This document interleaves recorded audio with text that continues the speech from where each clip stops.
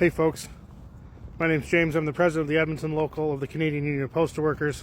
It's November 15th and it's a beautiful day out here.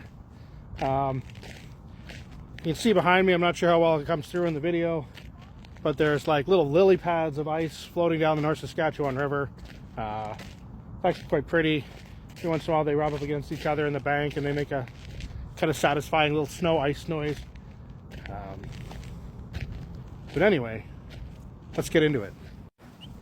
So, November 15th is important to postal workers because that is a year ago since we started our strike. And a lot has happened in that time, and a lot of it has not been favorable for us, but we're still here. So November 15th, we started our strike. I think they went on for 7 weeks. Then we were ordered back to work by the government under Section 107 of the Labor Code. Then there was the Kaplan Commission, which refused to take any input from the public and made recommendations based on that. But nobody really seemed to put any faith in the Kaplan Commission. I don't know. And then, maybe it's because it was bought and paid for by the government. And then let's see what happened after that. Then we were forced to vote on the offer that Canada Post had given us. I think they were convinced by their own social media that we were we were in dispute with our national executive and the orders we'd given them 6 months prior, and that didn't turn out well for the corporation. We soundly defeated that vote. Then the corporation refused to come back to the table, and then they were preparing to make an offer when Minister Lightbound put his foot in it and said a bunch of things that would be unilateral changes to our contract and threatened the jobs of 20 to 30,000 postal workers. And then we went on strike for 2 weeks because of that. At some point in there we had a flyer ban. Right now there is the OGGO, which is a government report where MPs from the government review operations of the government or crown corporations. And then there's supposed to be a mandate review going on, which was originally a public mandate review, but the words public have been conveniently scrubbed from that review. And that takes us to today. So why is today a beautiful day? Well, it's a year. Guys have done like 9 weeks worth of actual striking, flyer ban, put up with abuse on social media, which people with good ideas don't post on social media, just the dumpster fire that it is. You put up with the mental stresses of dealing with the fact of you being insecure in your job. The contract could be removed at any time. There's so much uncertainty. We don't know what the case is. We don't know what's going on. And you have weathered that storm. And you've done so pretty admirably. But we've learned a few things. And one of the things we've learned is that I don't think the corporation intends to follow their mandatory duty of care or their fiduciary responsibility to the corporation. So what do I mean by that? Hang on a second, I gotta read it to you. So what that means in layman's terms is that the duty of care means that when exercising their power and discharging their duties, they must exercise care, diligence, and skill that a reasonably prudent person would exercise in comparable circumstances. I don't believe they've been doing that. And a fiduciary duty of loyalty requires that the directors and act honestly and in good faith with a view to the best intentions of the corporation. The duty requires that directors and officers avoid conflicts between the interests of the corporation and any opposing interest, including their own.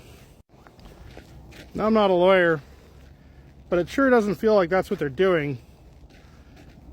I'm not sure how it all works, but I don't feel that they're acting in the best interest of the company, even over its shareholders. I feel like they're acting in their own interests or in the interests of Purolator or the market. Not I'd like to see some sort of legal action on that. I mean, I could be corrected by somebody who knows better than I do, but I think it's worth pursuing.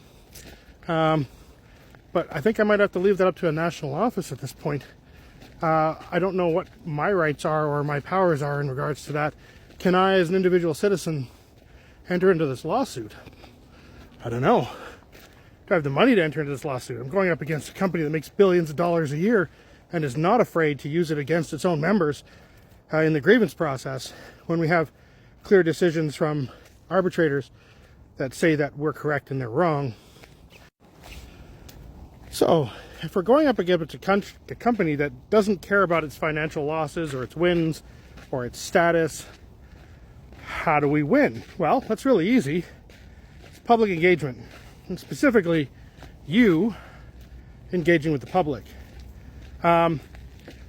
Honestly, how many of you contacted your MP?